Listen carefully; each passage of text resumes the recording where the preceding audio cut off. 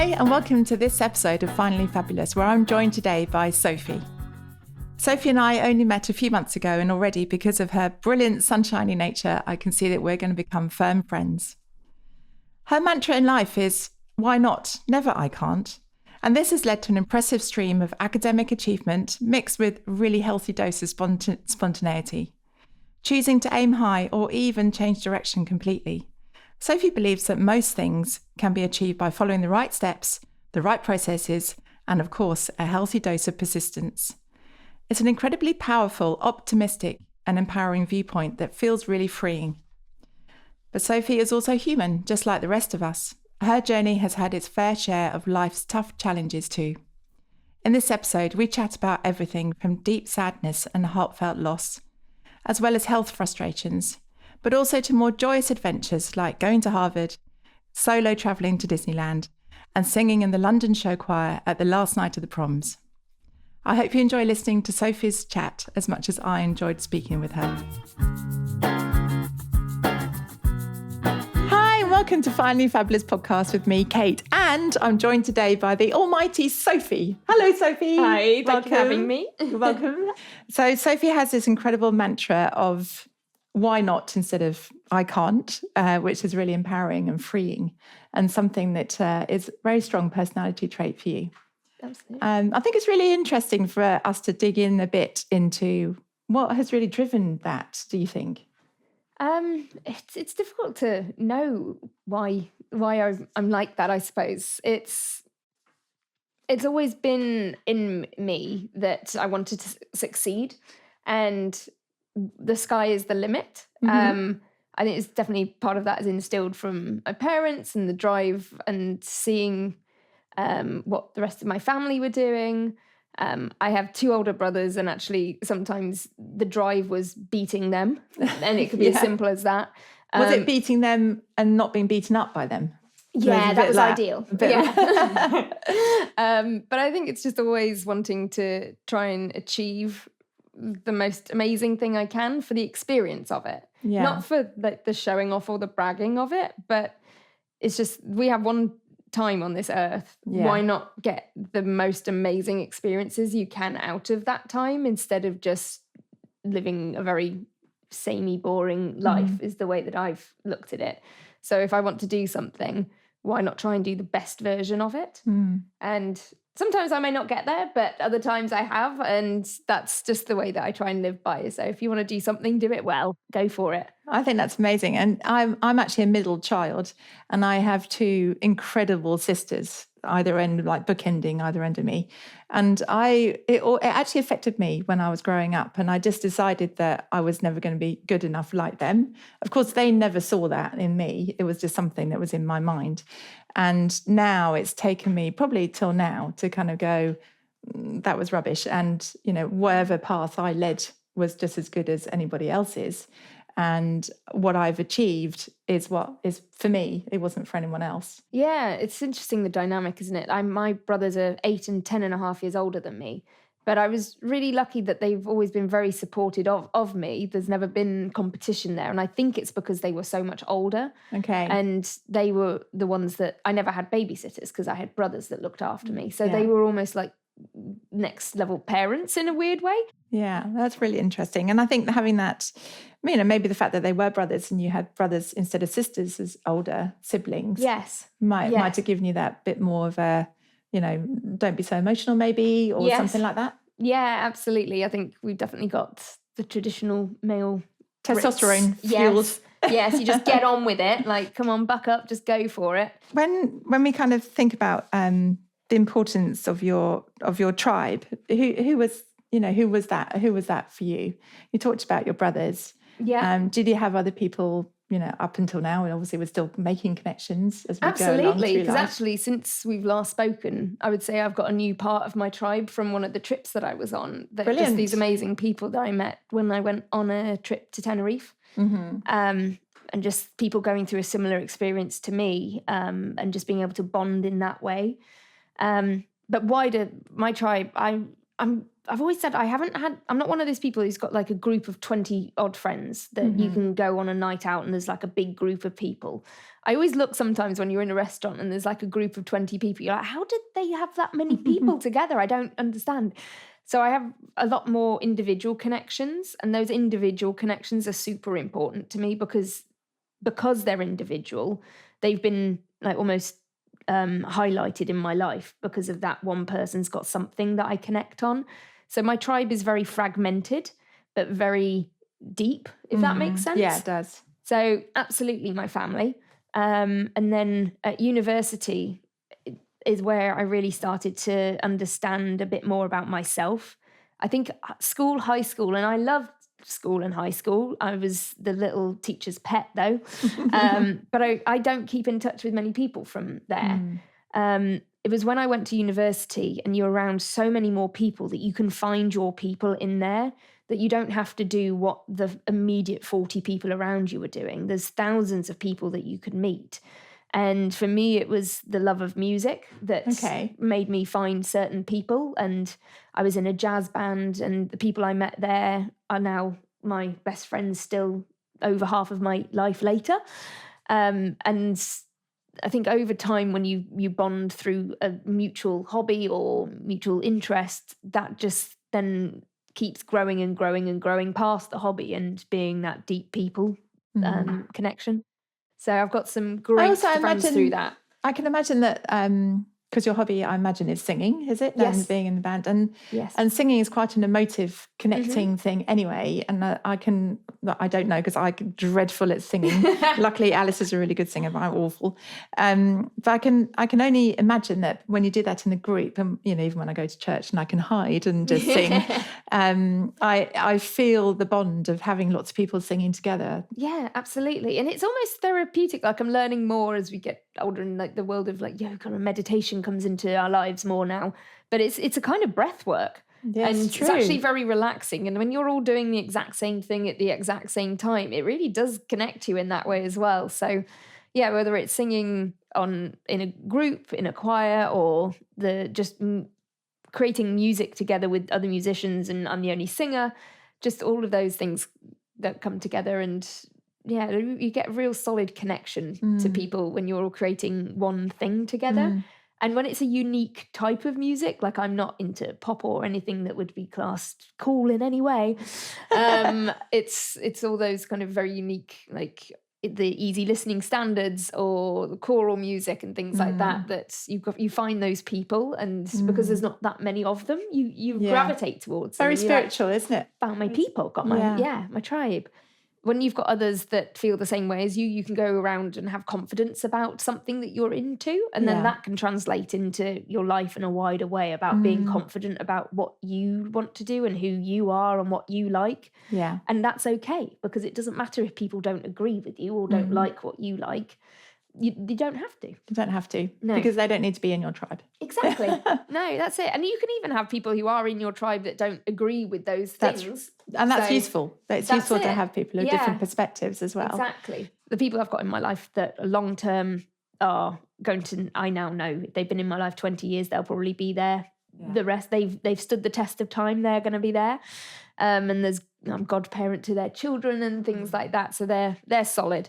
But then there's new people that come into your life, whether it's through hobbies or through work or through other circumstances. Travel, yeah. Absolutely. Yeah.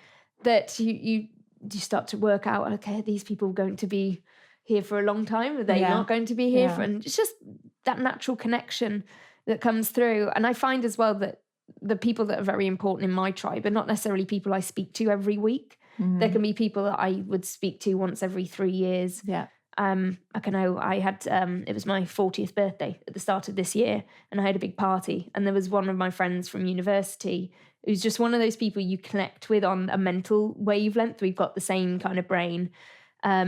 Super important person to me, but I don't speak to them very often. They live in San Francisco. Okay. Got on a plane, came over. Amazing. I haven't seen them for 6-7 years. Wow. And it's just amazing.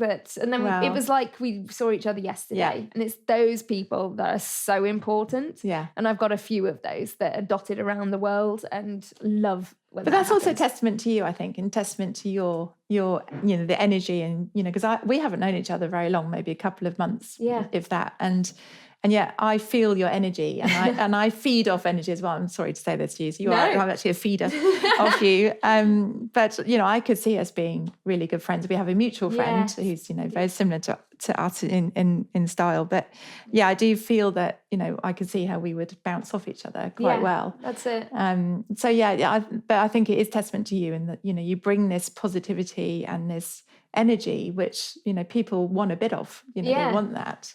Yes. So I think that's testament to you as well. Oh, thank you very much. Yeah, it's interesting you say that because of all the energy part of things. That it's energy is such an interesting word, isn't it? Because it's so intangible, and it's something I think about a lot because you go back to the whole Einstein energy can't be created or destroyed type of thing. And I'm a very scientific brain. I did an engineering degree, so I'm not into fluff. But there's things like that and energy and how you respond to other people's energy and feel it, that there is something scientific in there. We just as humans might not be able to understand it because we're quite limited in our brains and things. But I believe that there is like a real scientific reason behind energy and the transfer of energy and feel of energy. And that keeps me kind of really positive in terms of like I lost my mum. And so I know her energy is still around somewhere. I don't understand how, but I feel it. And that gives me a lot of comfort as well. So that must have been really hard for you when you lost your mum because you're only 27. That's really young. Yes. And how did you manage to kind of move on from that, I suppose, and rebuild your identity without that? It was really interesting a few years afterwards. I was 27, which people might think, well, you were an adult, you should be fine. But it was that age where still so young, still needed my mum. Yeah, still young. I didn't feel like a grown up. No. I was like, oh, I needed her. And I was living in America and she was here. And we would still talk or text every day. It was that kind of connection. So to then suddenly not have that, it felt very isolating. Yeah. But it took me 6 years to properly grieve and process. And obviously I miss her every day. And actually today is the 13th anniversary of her passing. Oh gosh. She died on 12/12/12. Oh, wow. It's one of those things that I'm fine talking about her now. And I only talk about her with positive memories. But those first 6 years was so difficult. And I think it was not just losing my mum, but I realised I'd lost me. Right. Because I didn't realise until I lost her how much of my identity was tied up in her. And huge amounts of drive and motivation that I had in me wasn't actually to satisfy me. It was to get a reaction out of my mum, and that reaction satisfied me. Okay, that's interesting. Yeah. So I would do things to make her proud, and the reaction of her pride made me feel good. So then when you took her out of the equation, I'd do things and there was no one there to be proud of it. And I'd be like, oh, why am I doing this? And this will sound awful. Like I've obviously still got family and my dad is still with us and he's very supportive and he comes to all these things. But I think I had a very exuberant mother that was very open with her emotions, and my dad is less so. Yeah. So if I did a concert, my mum would be the first one to be like, "Oh, it was amazing, well done." I was like, "Oh, great, it feels good." Well, it's similar to me, and I was just saying to you earlier that Alice used to come on stage, and even before she was on stage, I would start crying, and she would be like, "You're just so embarrassing! Like everybody's now seeing you cry. It's so embarrassing." I'm a very emotional person, so yeah, that's it. I really get that. I get that deep connection. That's what I needed, and that's why I did so many things, and it's why I had planned to do so many things as well. And I think that after losing her, the biggest thing that I had to obviously relearn what made me happy, and that is really difficult to figure out. I was like, I don't know what I like and what I want and why I want to do things, because I'd end up doing certain things and get no joy out of them that I used to get joy out of. Because she was your champion behind. Yeah. That's it. And really it's like, no one cares about this anymore. So I've got to do things I care about. But what do I care about? So that took a long, long time to work through and try and get to. And And how did you do that? Did you have some support and therapy support, or did you just do it on your own? No, I probably should have done. And I think that's why it took so long. Yeah, maybe. Yeah. I don't think 6 years is that long anyway, to be honest. No, No, it was a bit of trial and error, I think. I think initially I placed a lot on my dad. Yes. I was like, right, you need to now be mum and you need to react for things. But over time I was like, well, that's asking him to be something he's not. Yes. And that's not fair on him. And realising I'm not the centre of everybody's world. But I'm the centre of mine. So what's it I want to do? And it was big things that came along, like children and marriage and things like that. What do I want for me? And those are big life points. And I really struggled to have relationships after my mum, just because of not wanting to put trust in someone who could let me down. And I think that was just, I'd been so broken by losing my mum. I couldn't put myself in a position to be broken again at that time. That's really understandable. Yes. Yeah. So I kind of really distanced myself. But then when you lose your mum at that age, it's kind of prime meeting people, getting married, having babies age. And it really did throw life's course a bit, that I just couldn't get through that in those years. So then it was a question of, okay, well, like now I'm 40 and I'm still not with anybody and I've not got children. Yet. But I had to work out, do I want that for me? Yes. And I don't know that I do. Which is fine. Absolutely. Yeah. And again, that takes a lot of really working it out, because society is very much like, you get married, you have children. Yeah, it is. And I was like, but I think I wanted to do it because I wanted my mum's reaction, because my mum would have killed to be a grandmother. And I've got 2 nephews who are gorgeous, and 2, I call them my faux nieces, my cousin's daughters, who are great as well. So there's a lot of little people in the family. I love that, faux nieces. I know. That's great. They're kind of nieces, but technically. So there's lots of people around now, which is great. And I love them to bits. I love spending time with them. But I do like giving them back at the end of the day. I was like, oh my gosh, they're exhausting. Time for champagne. Yes. And I think as a mother, I think I would project too much onto a child of what I'd want them to do. And I don't think that's what you should do as a parent. It was never done to me. But I think now I've got these standards in my life that I'd want my child to be brilliant. And that's a disaster and recipe for having a child, I think. So I was like, I don't know, actually. Now my mum's out of the equation, if me having children does make sense. And maybe I can get the kind of fun and joy from little people through other ways. And I've got 3 godchildren, my 4 nieces, nephews, and lots of other friends have got children. So it's like, there's enough small children in my life. Filling that need. That's it. I don't need to add one in my own home. I think I'm okay. And I would never want to raise a child on my own either, especially at a young age. So not having a partner kind of obviously played into it not really being a choice. But again, the idea of being with somebody and getting married, it was, oh my God, my mum will look really cool in her mother of the bride outfit. Okay. I can do this after the wedding. And it was about my mum. Okay. Rather than, what do I would you actually want? Yeah. So it was a long process, more than just the 6 years, because obviously some of this has happened closer to now, but really working through and still trying to keep me at the centre of what I want to do. And I think that's why I've got that attitude you were talking about of like, why not? Do the best. Why not? Like, I've got nothing holding me back, no responsibilities in that way. Yes. So go for it. Go for it, absolutely. Yeah. And it's interesting, the whole thing around you losing your mum, because my mum is still with me, but she was diagnosed with Alzheimer's about 6 years ago as well. And it's interesting because my sisters and I, well, the whole family, we're learning to live with mum as she's kind of unraveling, and then she's not at the end of the phone for me just to phone up and say, Mum, guess what? I've started a podcast, or, I can't share my day with her in the way that I used to. And her remember it and recall it and play it back to me and give me advice and say, what about this or what about that? Have you thought about this? And she was a formidable woman, single parent, very senior in marketing, had 3 husbands, all, different stories for each of those. And a whole nother podcast on that. I want to listen to that one. So yeah, and I know that people with parents who have dementia or Alzheimer's really, feel for that as well. It's quite hard. I go and really see her, and it's joyous moment in the time. We have a fantastic time, and she's really happy. She's in a great care home, and she's really happy and living her life. But yeah, it's sad because she's there, but she's not there, in a similar way. It's like you've got a part of grief already, right? Yeah. You've lost someone that she was, even though she's still there. And that must be so difficult to comprehend. Yeah, because she's physically there, but she's not, mentally there in the same way.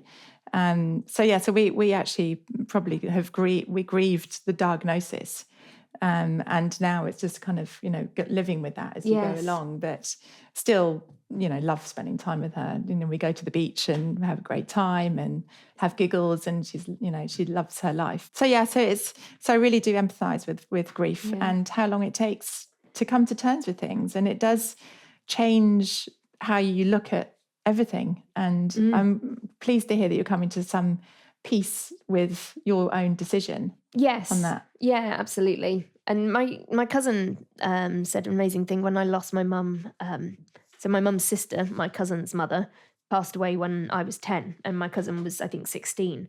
And she said to me when my mum passed away, she said, it's like a scar.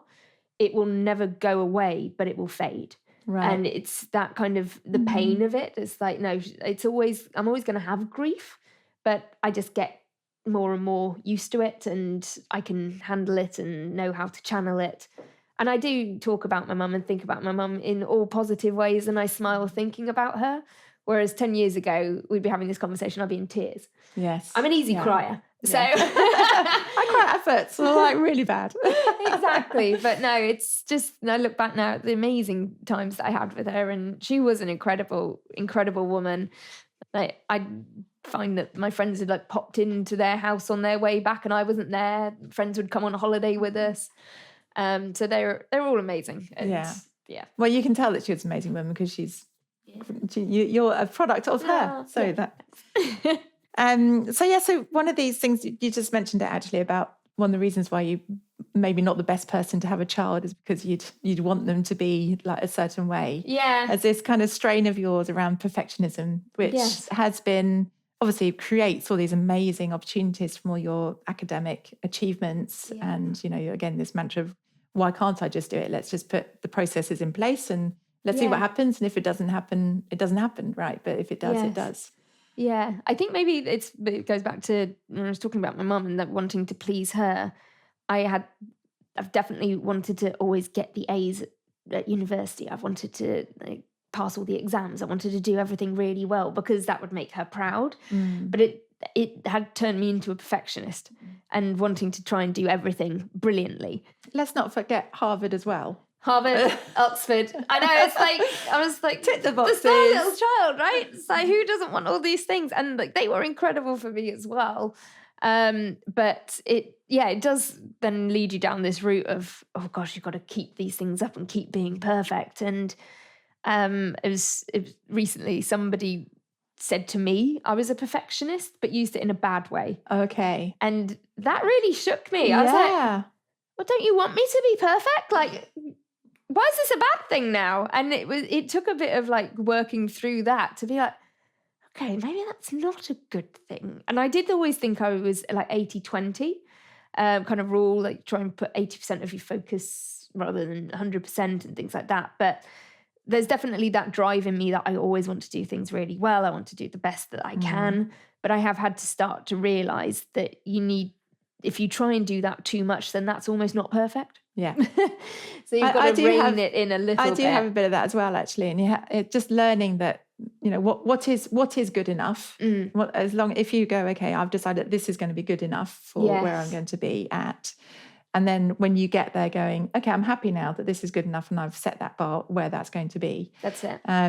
Because, I've had people even just coming to parties and me going, can you lay the table? And I'm like, So I can lay the table how I would do it. Yeah, but how would you want it done, Kate? And, just simple tasks like that. I'm like, oh no, that's really bad. I'm exactly the same. Yeah, there's a way of doing things and I will do it this way. Yeah. But no, I've learned recently about having to kind of rein that in a bit and things not having to be perfect, and that's okay. And actually, it's very freeing. Yes, it is freeing. It's quite nice that you're like, that wasn't perfect, but that's okay. And I'm all right with that now. Whereas before, I'd have been like, no, need to do that, must finish it. I have to-do lists everywhere. And I always used to feel really anxious that there were still things on it. I've got to do things. But now it's my continuous list. That's good. Fine. I like the continuous list. It will never be finished. Good. Yeah, but I like just that. Like work on it slowly. And it's like, that's okay. It'll get there one day. Yeah, absolutely. Or not. But anyway, you'll be too busy traveling to finish any lists of any kind. Exactly. Do you think that you have expectations in others? So where you do kind of give that on to other people at level? Okay, that's good. No, it is bizarre. I put it on me and then I wouldn't expect it of anybody else. And I hear myself giving very different advice to people than I would give to myself, or that I execute myself. And again, that's why recently it's had to be one of those things of like, well, if you were in the other kind of person's shoes, what advice would you give them? And I've had to start listening to my own advice a bit more and rein it. It's really hard to do that, isn't it? Yes. Yeah. It is. It is. Especially because there is still that inherent bit of me that's that I do want to do everything. I do want to be amazing and I want to do all these incredible things. But I think what I've learned is just be a bit more selective about it. So I can still do incredible things and go after amazing things. But I'm just going to have downtime as well. And I can have very normal time too. Yeah. It doesn't always have to be like up super here. duper. Yeah. Superwoman. That's it. And so do you think that perfectionism was part of the kind of the pressure that you put on yourself that led to the stress and the health, the health issues? Do you think it came from that? Yeah, definitely. So I had shingles when I was at work one week, and it was dreadful. I know, and I didn't really understand what shingles was because I thought it was something like 70, 80-year-olds get. And I'd got this rash on my side and I thought, oh, great, it's just I've really stressed at work. I was traveling a lot with work. I was here, there and everywhere. Just bonkers. I was at one point, I think I was getting 3,000 emails a day. Oh, 3,000? Yeah.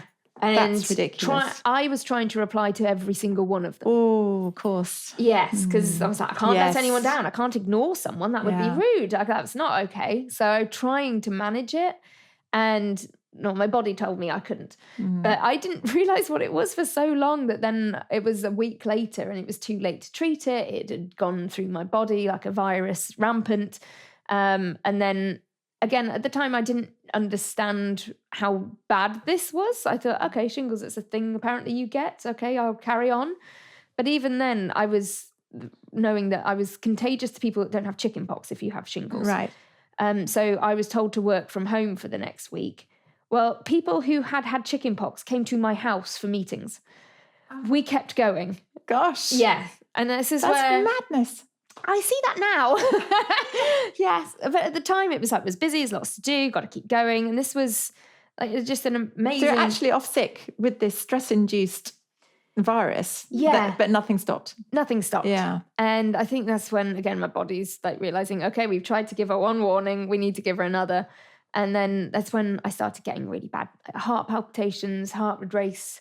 I was thrown in an ambulance at one point after going to the GPs because they just made me walk up and down the corridor and my resting heart rate doubled from just walking. Terrifying. To the point that they thought I'd got a blood clot. So they were like, off. And again, I went to hospital, had all these checks, and then I came back and went to work and went to the meeting that I'd missed. Sophie. So, yeah, it was this perfectionist in me of really wanting to keep going. It's important. Also sounds like nobody actually told you properly, though, what was actually the risks and what was happening. No, I know. And it's amazing how that experience changes how I am now. But I kept going, and then I just getting more tired, worse. And it was one day I was in the office and I couldn't walk.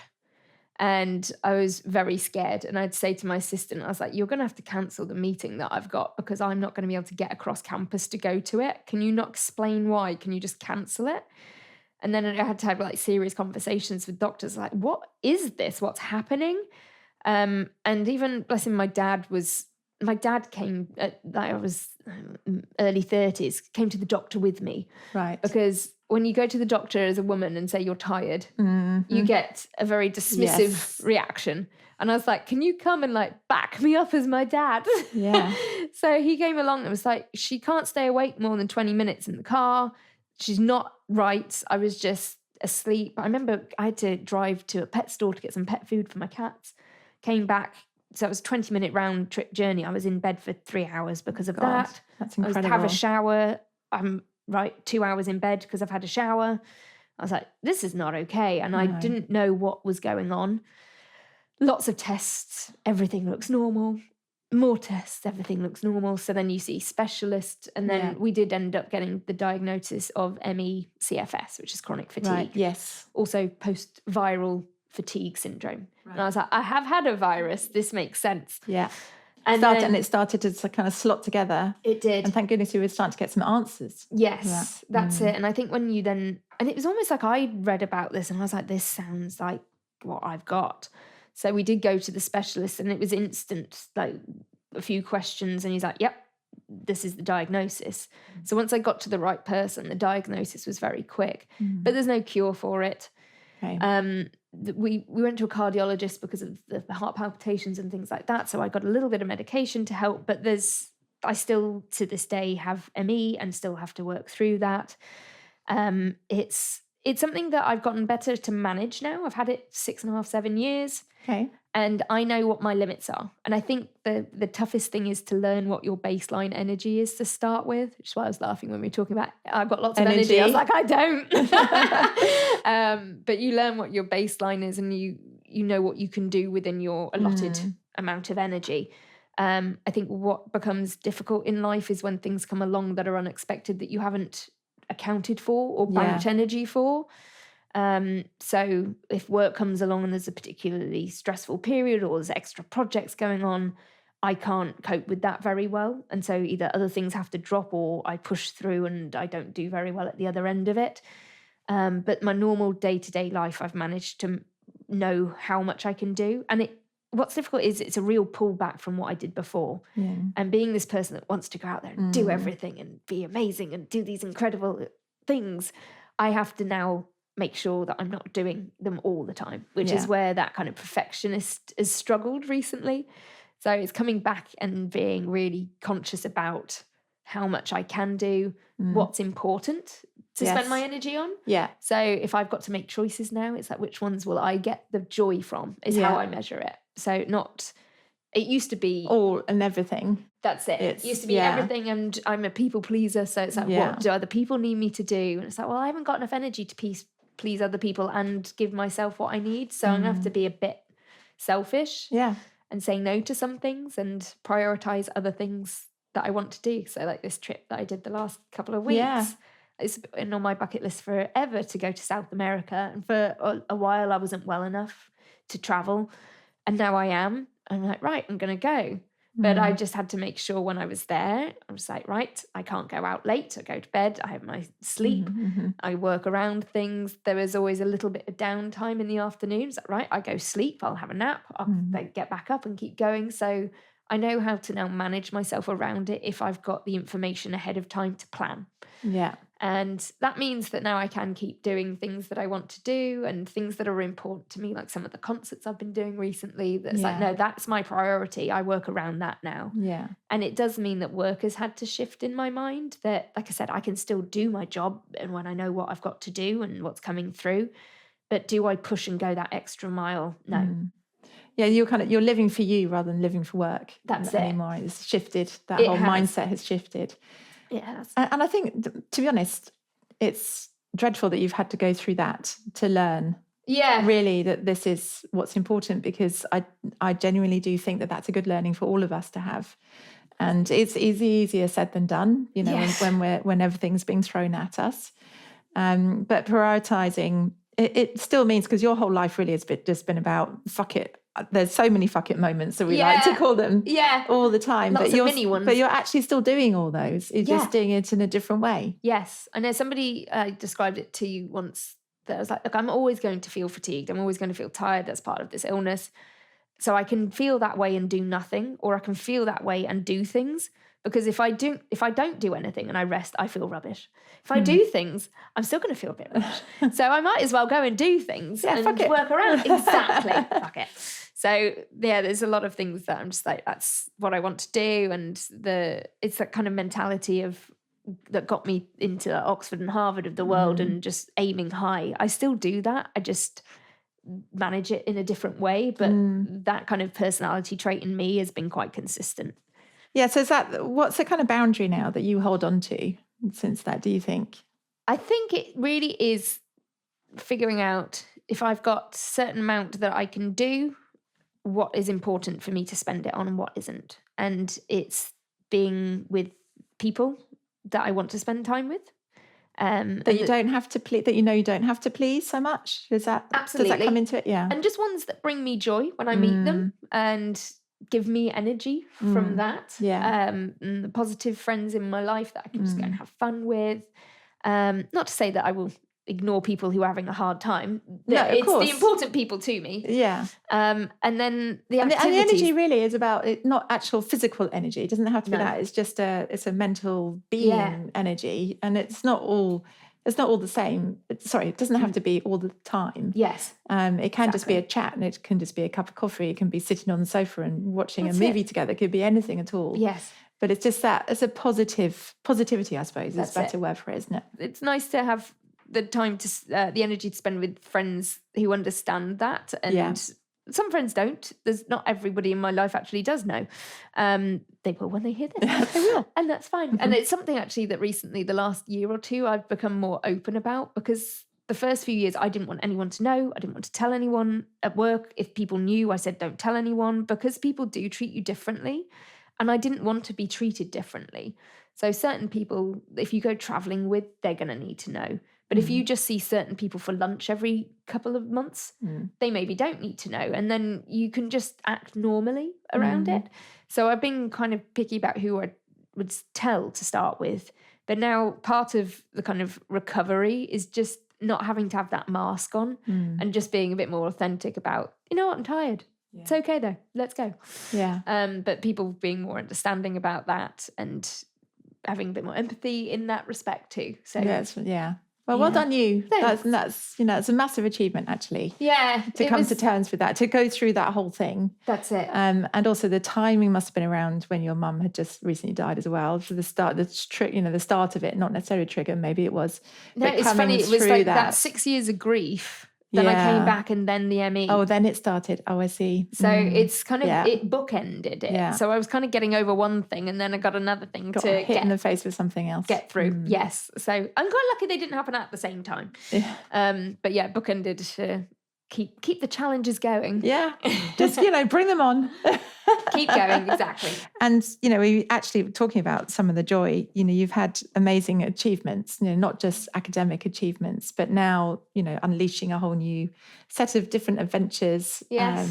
And from Harvard and Oxford, but also some of the other travel and your singing. Yes, that's it. Talk to us about your singing. So I've always been a singer since primary school. Always loved it. And then high school would do singing in the choirs and the madrigal group. So fancy. And I did my A-level music with voice. Okay, I also play violin, but was told very clearly, don't do that if you want to get a good grade. I was like, okay, I'll sing instead. It's good to know these things, isn't it? Yes. I feel like, okay, that's good to know. Yeah, it's okay. Thanks for the feedback. But it was actually the lady it was a mix of my dad and the lady was the music teacher at my school of morphed this very odd sense of music love that I have. That you've got an odd sense of music when your grandparents are throwing out CDs, but they'll give them to Sophie because she'll like that. And it's like, yeah, well, actually, that'd be great. So I was like, I'll listen to the Doris Day CD, great. So I've got this love of musicals and oldie worldy music from the 40s, 30s, 50s. Even my dad is really into the Beatles in the 60s. That's a bit modern for me. Yeah, okay. So I've just got this. But there are some absolute classics from those times. They're not to be, we can't just shove them away in a drawer. We have to bring them out and enjoy them. My 40th birthday party, I didn't play any music that was from the 1950s or later. So it was all 50s and earlier, and everyone had the best time. I was like, see. So once you know what you're after, it's good. But that kind of joy kind of went through university. I sang with a big band. I sang with a band with friends when I left. When I was in America, I auditioned to be in a choir called Essential Voices USA, and they sang with the New York Pops at Carnegie Hall. Wow. And so I was doing these things and auditioning and getting into certain choirs and choruses and bands, and just got so much joy out of it. And the people that you meet in those things as well, that we said at the start, have just become very good friends too. But I do think it was when I was in New York and I was singing at Carnegie Hall, and to me, this was just insane. And it was one of those things that I'm doing this for me. This I'm proud of. I love this. Brilliant. And that was the kind of feeling that I was like, I want to keep getting this feeling. So I was like, I don't care if nobody else cares about this. I do. And like, yes, I've got it. I've found something I like. And so when I came back to the UK, because I came back for work and family growing up, little people, I was like, right, I need to try and find that again. And actually in the UK, it was more difficult. I joined local choirs and things that are just community-based. But I was like, I'm not getting what I kind of want to out of this. And after having sung at Carnegie Hall, I'd said to my dad, my goal is I want to sing at the Albert Hall. That was one of those venues that I'd always been, and I loved it. And I love the Albert Hall, actually. The acoustics are incredible there. It is. It's my favourite building in the entire world. It's stunningly beautiful. And the one concert that I remember, which will always stay in my memory bank for years, is I saw Prince there. Oh, amazing. And he had his whole band with him. And it just didn't stop. It just carried on for 2 hours. And they just filled all the gaps with like big band music. And it was absolutely insanely good. Brilliant. Yeah. I've seen some amazing shows there. I had some great times there, and I was like, that's the goal. Okay. And I didn't really know how to get there, but like I've done in my life, I break things down into stepping stones. It's like, right, I want to sing there. What do I need to do to get there? And I think I was watching the proms 3 years ago, and it was the last night of the proms. I was like, this is amazing. Look at this. And I was like, there's a group singing. Who are they? And so I looked them up and I was like, right, it's the BBC Symphony Chorus. Why can't I join them? So then I looked them up online. I sent an email through and I said, hello, can I please audition? And they were like, we're having auditions next week. I was like, wow. Okay, I'm not ready for that. But actually good timing. Because it could have been last week, you've missed it. Yeah, it would have been great if it had been like a couple of weeks longer. Yeah, that would have been slightly better. Because I'd been doing all like this jazz and musical theatre type of singing. Okay. And this is a group that focuses on choral music, very classical music.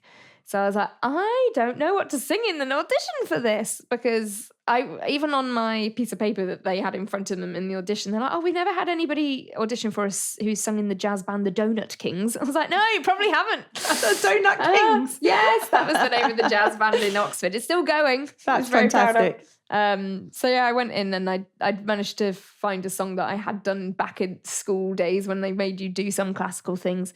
So super old, and I'd not sung it in years and years and years. But I sang that in my audition. And then they gave feedback about things you had to do, and like open voice more, sing it again. And I was like, okay, well, there we go. That's how we've done. I was very open that I'd done choral stuff when I was really young, but a lot of musical theatre. So it just so happened that they'd said to me at the time that they wanted somebody that with a slightly different tone of voice as well in the altos. So it just happened at the right time I came along. But it was a really lovely audition. There's a guy called Neil who runs it, who's fabulous. And I misunderstood when he said, all right, we're just going to have a discussion. So if you head on out. So I was like, yeah, thank you. Assumed that was the audition done. Putting my coat on, walking down the street. And then I had this Sophie running down the street after me. I was like, oh, God, I'm so sorry. I meant to stay. I didn't realise. Oops. And so he said on the middle of the street, no, love it, got it. Wow. You're in. Congratulations. Like, I know. Yeah, what an amazing So I called my dad thinking I'd get like a excited reaction. I didn't learn. And he's just like, are you going to be doing too much? And I was like, probably. But protector in him. Yes. Protective dad. And I was like, yeah, probably. So something's going to have to drop. But this is now important because this is how I'm going to get to that goal. Yeah. And it was 2 months later, I had my first concert at the Albert Hall. Wow. singing a jazz version of Handel's Messiah. Wow. So it was a really Sounds cool incredible. first concert. Yes. With Marin Alsop, who's this amazing conductor. Yeah. And I was just like in awe the whole day. This I was like, I'm backstage. I'm in the artist bar. Oh, I've made it. And then actually just, and they're actually, I've learned since, they're very sweet in the symphony chorus that if it's your first concert, they usually put you front center. Okay. So I was put front center. I was like, okay. Oh my God. Well, just like really throw on all the nerves. Feels like a bad move. But I just had the first concert, and my brother came, one of my neighbours from home who's very close with my mum came, my dad was there, and they were just I got the pride feeling from them again, but also it was just, I looked out, I was like, I've done it, I'm here, this is amazing. But this time it was actually the pride inside you was overflowing. That's you didn't anything else. What does joy look like to you now? How, if you can kind of think about, you talked about quite a few things that bring you joy. If you were to kind of, well, if I'm going to ask that question, what do you think are the little things, the big things that really sum up joy to you? I think it's that internal satisfaction. Just being really content. For me at the moment, it's still having energy to enjoy things as well. So I know for me, like if I'm going to do something that I'm going to enjoy, I've also got to make sure that I can have the energy to enjoy it too. So there's a lot of kind of context the to physical it. as well as mental energy. That's it. Because you could do something amazing. I think I was talking to you about this option to go on a trip to India. Yes, and it was super last minute. India for 36 hours, was it? Yeah. And I was like, I really want to see the Taj Mahal. It's on my list. It'd be great. But I was like, I'm not going to get any joy out of it because I'm going to be so exhausted and so rushed that I was like, no, I'm not going to do that. So for me, it really is about having the moment to enjoy it as well as the thing that you think you're going to enjoy. So there's a lot of context around the moment of joy as well as the thing. Yeah. I really like the way you've described that, actually. And so it's like weighing up the joy, the moment of joy as well. Yeah. It's like something's just happened to us and you're like, gosh, that was a really joyous, unexpected moment. Yeah. And other things, you're like, yes, you're right. In order for me to really make sure I enjoy that, I'm going to weigh that up and make sure that I get from it what I really want from it. That's it. And if you've got other people involved as well, if they're not enjoying something, you won't enjoy it either. So you've got to have all the things have got to be aligned. But then it's just when it all comes together, it's so good. Yeah. And I think I had that, like I had such an amazing birthday party on my 40th. And it's because all the people I cared about were there and were having a good time. And I even said that in my speech. I was like, if you want me to have a good time, you have a good time. Yeah. Like this is my party as a thank you to you for being in my life and bringing me great times. I'm repaying that now. So have a great night and then I'll have a great night. So it's the way to do it. I love having my best absolute, closest people together. And we got married in Tuscany and we just invited all the people we wanted to be there. And they all know each other actually through different, parties, other different parties and things that we've thrown together. And it was really, really special. And that's the biggest, well, apart from obviously loving marrying Peter, it was really special to me to have that. Because I could see just people having such a good time. That's it. I always use my birthday as an excuse to get a group of friends together.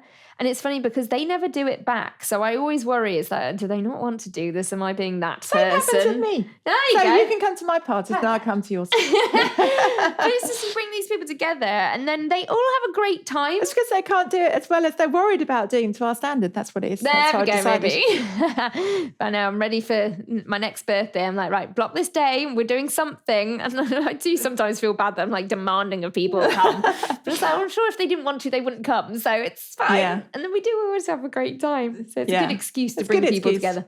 It is. Okay, so as we're nearing the end of our Finally Fabulous podcast, a few fabulous takeaways for people? Yeah, I think it's always, for me, focus on what brings you joy in life. And if you have that as your North Star and your priority, you can't go too far wrong.